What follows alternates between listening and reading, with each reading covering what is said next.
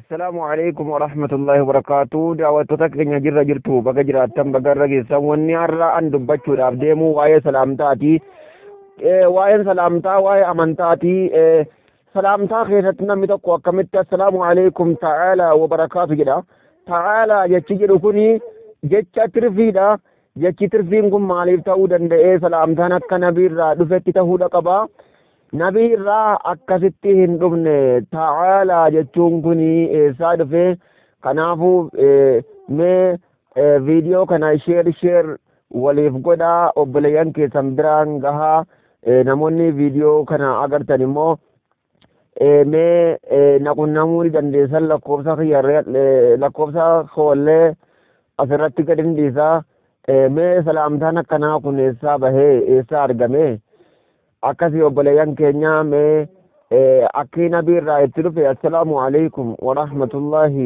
wabarakaatuhu jechuudha inni deebisullee deebisee waalaikum assalaam warahmatullaahi wabarakaatuhu jechuu qaba.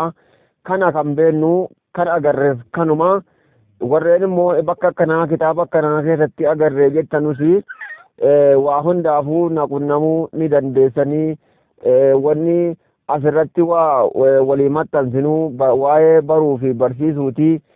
Anis gar tokkoon barsiisaa gar tokkoon barachuudha. Kanaaf waan hin garre jalammoo hin deemu. Kun immoo namoota gurguddaa silaa sheekotan gurguddaa jalaa nima dhagahama. Mee dhimma kana irratti viidiyoo kana sheer godhaa. Warreen chaanala kanaaf haaraa taatan sabiskiraayib nuuf godhaa. Sabiskiraayib tuqadhaa. Achi booda sheer waliif godhaa. isinin jannaa